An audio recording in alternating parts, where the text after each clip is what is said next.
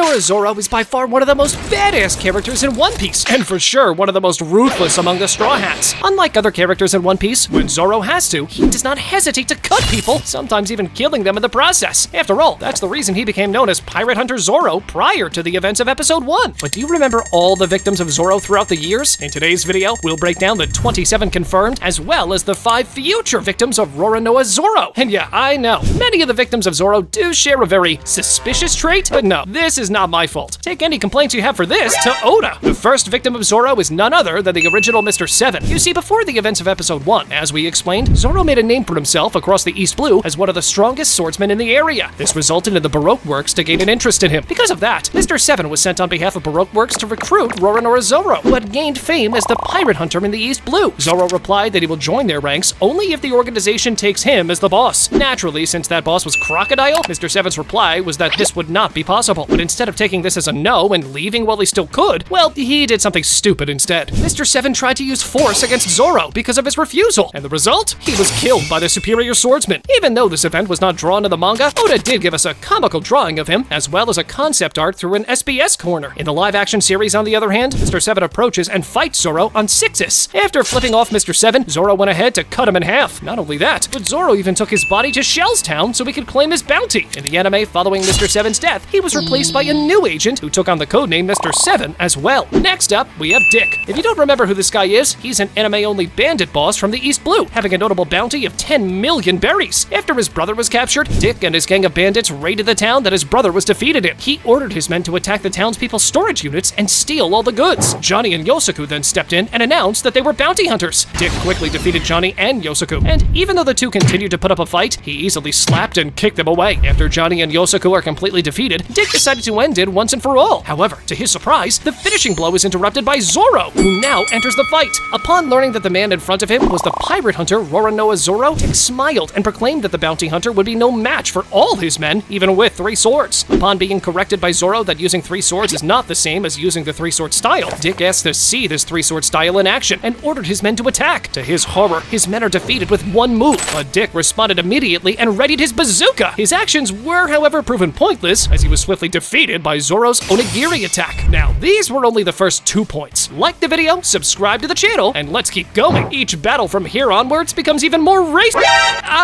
even more epic. Having covered the events that came before episode 1, let's see which other opponents Zoro defeated. You see, by the time Roronoa Zoro arrived at Shell's Town, Morgan had become an outright tyrant, extracting high taxes from the townsfolk and building monuments to himself. When Zoro refused to follow suit, even killing Helmeppo's pet wolf for threatening a local girl named Rika, Morgan indulged his son's request to have the bounty hunter arrested and starved for a month. However, after 9 days of starvation failed to break Zoro, Morgan and Helmeppo decided to execute the bounty hunter as a warning to the townsfolk. Thankfully, before his execution took place, however, Monkey D. Luffy showed up and freed Zoro. The result of that, Axe Hand Morgan probably regretting his choice to mess with Zoro. Zoro, alongside Luffy, went ahead to destroy every marine standing in their way. After Luffy began overpowering Morgan as well, Helmeppo took Kobe as a hostage, which resulted in Luffy stopping his fight and turning towards Helmeppo. Even though Morgan thought this was the perfect moment to cut down Luffy, well, as it seems, he forgot one key detail: Zoro. Before Morgan landed his attack on Luffy, Zoro cut him down without much trouble. Moving on, we have Orange Town Arc, where the Straw Hats battle the Buggy Pirates. Zoro's main opponent is none other than Kabaji. Given that Luffy is weak against swordsmen, Kabaji tried to slice Luffy, but Zoro jumped in to save his captain. Kabaji proceeded to fight with Zoro and played dirty by striking Zoro's wounds whenever he had the chance. He also created flames through his breath and breathed directly into Zoro's face. However, once Kabaji was knocked off his unicycle, he became angered and attacked with more deadly acrobatic maneuvers. Zoro declared that if he could not topple all swordsmen like Kabaji, then he should give up his own dream to become the greatest swordsman. Kabaji was defeated by Zoro's onigiri, which cut open his chest. Up next, we have the Syrup Village arc. You see, after Monkey D. Luffy and Roronoa Zoro defeated the Black Cat Pirates for betraying Kaya and the whole village, as they tried to run up the slope leading to Syrup Village, Django called down Bucci and Sham to finish the fight. The two charged at Zoro while using their Neko Yanagi Daikoshin attack, which proved to be a struggle for Zoro as he only had 1 sword at this point. They kept attacking and eventually got a cut in when Zoro got distracted defending Usopp and Nami. In the end, Zoro held Bucci back and slammed him to the ground. In response, Bucci then flung Zoro off of him and sent the latter flying into the cliffside. Bucci then charged at him again, but by now, Zoro had become impatient and demanded that he get out of the way. Zoro then slashed straight through Bucci and thus defeated him once again. Up next, Arlong Park. That, remember, Zoro was heavily injured during this arc. After all, before Before this arc, we had the Baratier arc, where Mihawk brought Zoro to the verge of death. But even like that, Zoro did leave yet another victim behind, Hachan. You see, Monkey D. Luffy broke down the gates of Arlong Park. When Zoro, alongside Usopp and Sanji, showed up as well, Hachan immediately recognized Zoro and squared off against him. He had the advantage at first due to Zoro's previous injuries from Dracule Mihawk, making Zoro unable to fight at full strength. Zoro charged at Hachan, cutting his hair after the Fishman ducked from the incoming blow. However, Zoro soon collapsed due to his wound. At this moment, Hachan attempted to cut Zoro into pieces with his six-sword style, but Zoro reversed it, repelling all of Hachan's swords whilst cutting the Fishman's abdomen. Enraged, Hachan tried to explain that his 6 swords automatically outrank Zoro's 3 swords. However, Zoro responded by saying that his swords are heavier than Hachan's. Enraged, the Fishman attempted to attack again, but his attack was repelled by Zoro's onigiri, which also destroyed all of Hachan's swords as well. In one last attempt to defeat Zoro, Hachan tried to punch Zoro into submission, but this was stopped by Zoro's Tatsumaki, which sent Hachan flying instead. A few arcs later, the Straw Hats set sail for their next destination. However, things are not that simple, as they are ambushed by the Baroque Works in Whiskey Peak. You see, as part of the organization's way to acquire funds, the town of Whiskey Peak was inhabited by bounty hunters whose goal was to capture novice pirates for their bounties. When the Straw Hats landed on the island, being led there by Mr. Nine and Miss Wednesday, they were targeted by the hunters. The Straw Hats seemed to be powerless as the Baroque Works trap worked on them until, well, Zoro decides to take action. The billions of the Baroque Works confused on why Zoro disappeared. They started to look for him when suddenly Zoro was right in the middle of the crowd looking up at the roof he was from. Roronoa Zoro defeated all of the 100 hunters on the island. Not only that, but Zoro was drunk as well during this arc. And yeah, we also had this menacing moment with Zoro holding Miss Monday's head in a way that seemed like, well, Zoro enjoyed torturing her quite a bit. On to Little Garden arc, where the next victim of Zoro was Mr. 5. Here, most of the Straw Hats are immobilized due to Mr. 3's ability. Once they broke free, however, well, Mr. 5 had to fight the Straw Hats. Mr. 5 attempted to kill Usopp by stating he was about to have his entire body explode, but was of course stopped by Zoro, who swiftly knocked him out with his Yaki Onigiri attack. But wait, because next we have Alabasta arc, where Zoro's most epic moment as of now happens. His next victim, Daz Bones. Before joining with Baroque Works, Daz was an infamous bounty hunter from West Blue and was known as the Killer for his deadly skills. He was one of the most well-known bounty hunters in the world, to the point where even Zoro, who was on the other side of the red line, had heard of him. Having a body as hard as steel thanks to his devil fruit powers, Mr. 1 was able to withstand all of Zoro's attacks. Despite this, Mr. 1's opponent was able to withstand his attacks as well. As the battle continued, Mr. 1 attacked Zoro more brutally with each attack. Much to Mr. 1's surprise, no matter what he did, his opponent would not fall down regardless of the wounds Mr. 1 inflicted on him. In the apex of the battle, with his opponent completely covered with blood and wounds, Mr. 1 decided to finish Zoro once and for all. However, at that very moment, his opponent was finally able to slash through Mr. 1's metal body. Zoro is now able to cut through even steel. Next arc, Skypiea, where Zoro had yet another 2 victims. The first was Brahmin. You see, Brahmin was one of the Shandia warriors. Seeing the Straw Hats as enemies, he alone confronted the lost Zoro that, naturally yet again,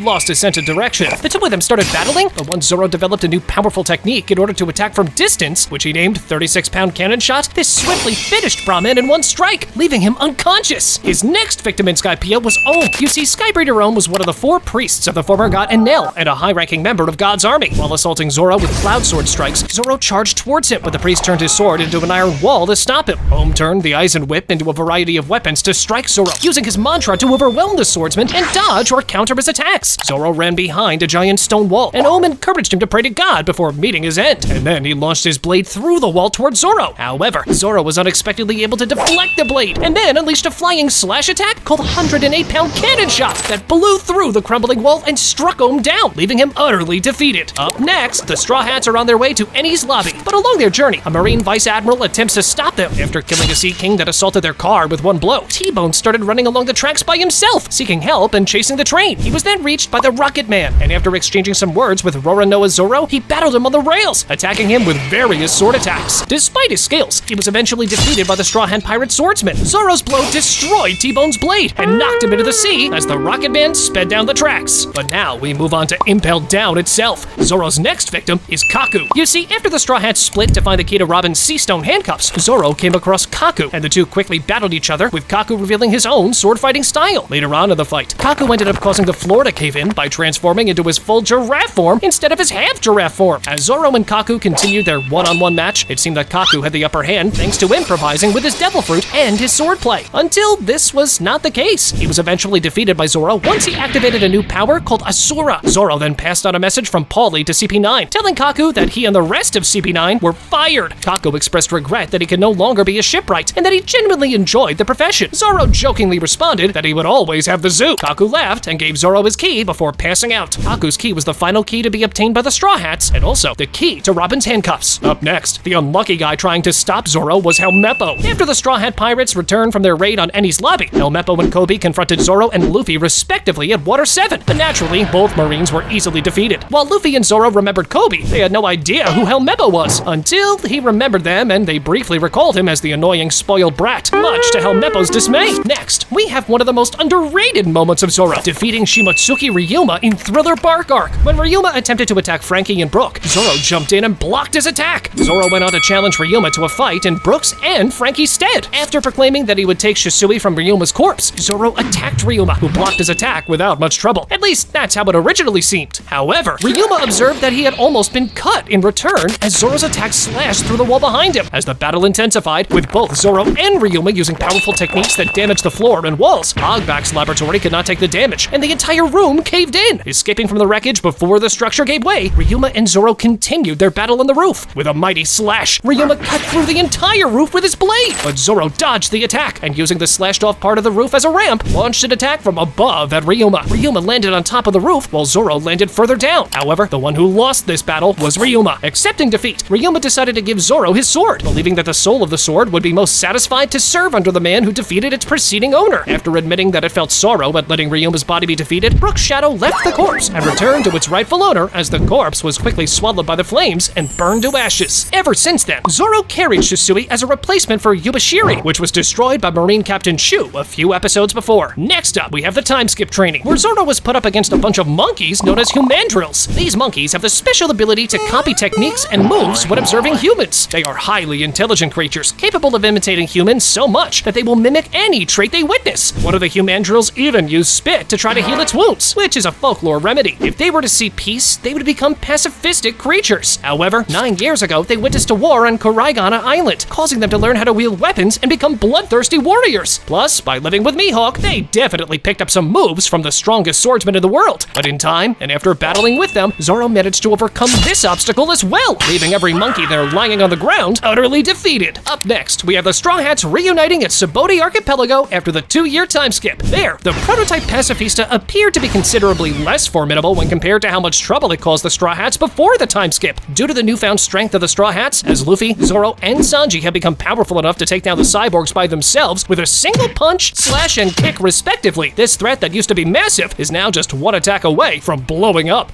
On to Fishman Island arc. After the battle between new Fishman pirates and the Straw Hat pirates broke out, Zoro attacked Hody by sending a sword wave at the Fishman. Hody blocked the attack by using one of his own comrades as a shield. When completely underwater, Hody prepared to face off against Zoro. However, even though he had an advantage being underwater, he appeared to be no match for the swordsman, who seemed to have dealt him a grievous, deep wound. A new Fishman pirate gave Hody an energy steroid, reviving him in the process, which technically means Hody Jones was not a victim of Zoro, I guess. Ah well, I suppose the only reason Hody survived was because Luffy was the one who had to take down the boss of the arc. Otherwise, Zoro would have ended the arc right then and there. And yet, Hody Jones was not the only opponent of Zoro during this arc. That's because Hyozo also became a victim of Zoro. After Luffy and Hody left to confront Dekken on Noah, Hyozo consumed a large number of energy steroids and then underwent a transformation much like Hody. Being also drunk as well, he attacked anyone near him, regardless of whose side they were on. He set his sights on Nico Robin and charged at her. Roronoa's Zoro blocked the merman's attack, and the two started to fight. Despite Zoro paying so little attention to the fight that he was able to talk to Chopper, Hyozo was not able to hurt Zoro. When he was finally tired of the fight, Zoro cut the merman's swords to pieces with one attack and commented that Hyozo was not strong enough to kill his boredom. When Zoro seemingly lowered his guard and insulted his opponent by calling him a frog, an angered Hyozo drew new swords, coated them with his own poison, and attempted a sneak attack while yelling that he's the best swordsman on Fishman Island. Zoro effortlessly cut down Hyozo once and for all. Now this was a one-sided massacre. Moving on to Punk Hazard, where Zoro achieved a great feat during this arc, as he became the first character after Ryuma that successfully cut down a dragon. You see, Dragon number 13 was a dragon created by Vegapunk to guard Punk Hazard. This dragon was an extremely powerful fighter, able to easily overwhelm most opponents by breathing large streams of fire. He could also attack by biting opponents with his extremely sharp teeth.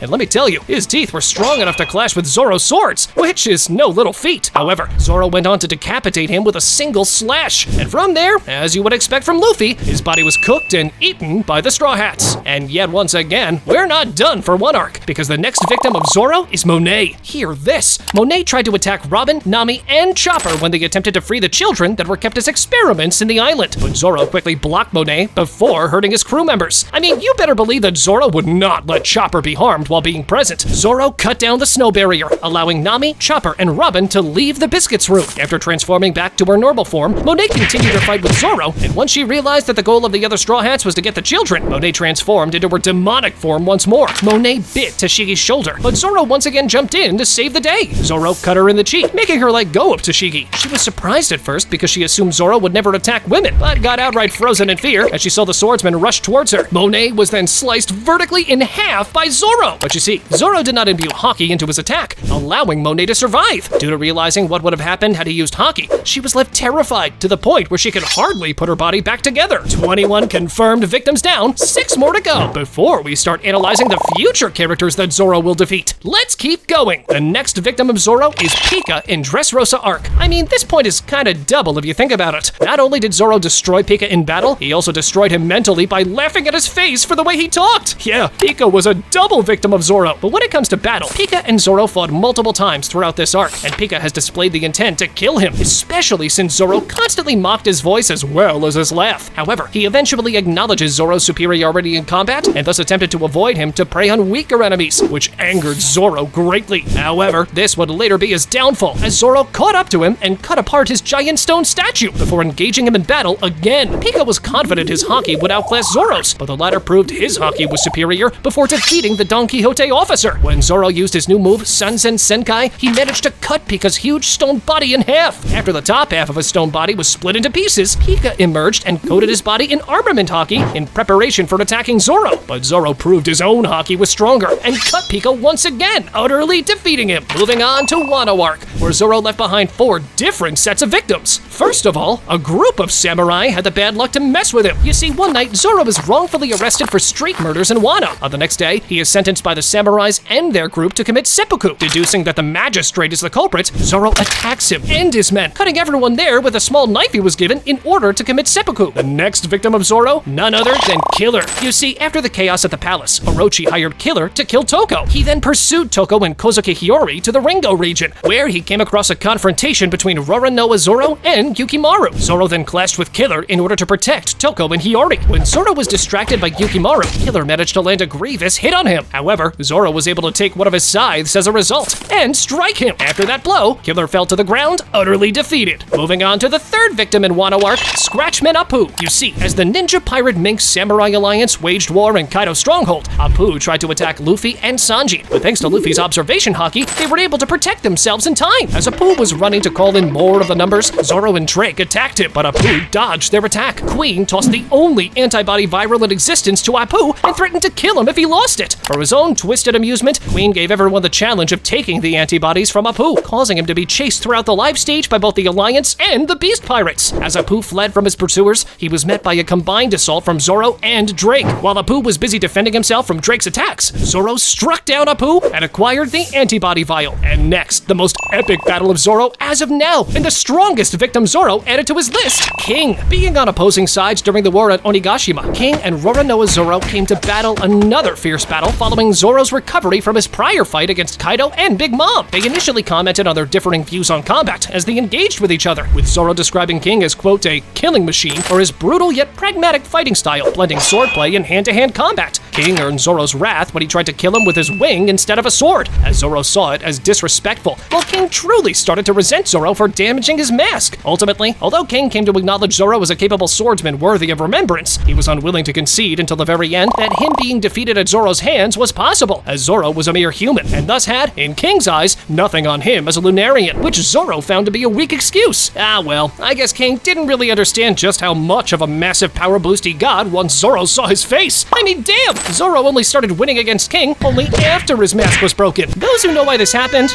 they know. When Zoro subsequently managed to overcome King's fire dragon with his own finishing attack on the All-Star, King had a flabbergasted expression on his face. When Zoro pointed out how King had begun blocking his attacks and no longer seemed so invincible, King proclaimed that a human could never stand up to his kind, and if anything at all, King would merely remember Zoro as a decent swordsman. Zoro denied this, saying that he would personally ensure that King remembered him if King managed to survive him. Thereupon, King created an even bigger flame dragon to send at Zoro. The latter unhesitatingly jumped at the beast, and using a powerful three-bladed slash, carved it up while sending a concentrated cutting wave toward King, hitting him squarely in his chest, slicing off part of King's right wing and destroying his sword. King is now yet another of Zoro's victims. And now, the last confirmed victim of Zoro as of now, Rob Lucci. Once we analyze this encounter as well, the best part of the video will begin, as we'll predict the future victims of Zoro. But first, Rob Lucci. You see, Rob Lucci seemed way too confident in Egghead, even claiming that because of his Devil Fruit awakening, he would now be able to defeat Luffy, even if now Luffy is one of the 4 emperors. Oh, wait, scratch that! Luffy was literally playing around while absolutely destroying Lucci. Oh well, I guess Lucci will at least be able to easily defeat Zoro, right? Nah, not even close. Despite putting up a fight against Zoro, he was not able to defeat the pirate hunter and suffered serious wounds from him, effectively losing the fight. And now, let's get to the most epic fights, and at the same time, the upcoming victims of Zoro that are yet to come in One Piece. Without chronological order, we assume that one of them is gonna be Seraphim Mihawk. Hear me out. We all know that Zoro's sworn enemy and the goal for him to overcome is Mihawk. What better stepping stone for Zoro to power up ahead of his fight with Mihawk, other than an imitation of the original strongest swordsman in the world? Not only that, but, cough cough, Seraphim Mihawk's design is perfect to make specifically Zoro power up. And those who know, they know. I truly believe that Mihawk versus Zoro will be Zoro's final battle in One Piece, and because of that, Zoro needs to be absolutely prepared for that match. But before Mihawk, there will be more swordsmen in the path of Zoro. One of these will be none other than Shiryu. Now, remember, Shiryu is a swordsman, and on top of that, he's also a Devil Fruit user. His Devil Fruit is the Suke no Mi, a Paramecia-type Devil Fruit that allows Shiryu to turn invisible. It's almost certain that the Straw Hats will fight against the Blackbeard pirates, and when they do, Zoro's opponent will most likely be Shiryu. But how will Zoro fight him if Shiryu can turn invisible? Well, by honing his observation haki to the maximum. By fighting Shiryu, this will be the perfect way for Zoro to develop his observation haki in order to be prepared for his upcoming fight with Mihawk. All I will say is that Zoro will need every power-up he can get in order to stand a chance against Mihawk. Now, the other swordsman I bet you never thought would fight Zoro is this swordsman from the Red Hair Pirates. But what swordsman do the Red Hair Pirates have in their crew? Ben Beckman. Hear me out. What if I told you that Ben Beckman is actually a secret swordsman and does not only use pistols as a fighting style? You see, we now know that the one who cut off Kid's arm is Beckman and not Shanks. How can someone who uses pistols cut someone's arm? A more logical injury would be to be pierced with bullets rather than get his arm cut off. This doesn't make sense, right? Exactly. Oda has been hiding Beckman's actual fighting style for the confrontation of the Straw Hats versus the Red Hair Pirates. Luffy already stated that he intends to fight Shanks and his crew. Naturally, Luffy will fight Shanks, but who will Zoro fight? The right-hand man of the Red Hair Pirates, Ben Beckman. But wait, Zoro almost always fights swordsmen, right? Yeah, and that's why I strongly believe that Beckman will be revealed later on to be a swordsman.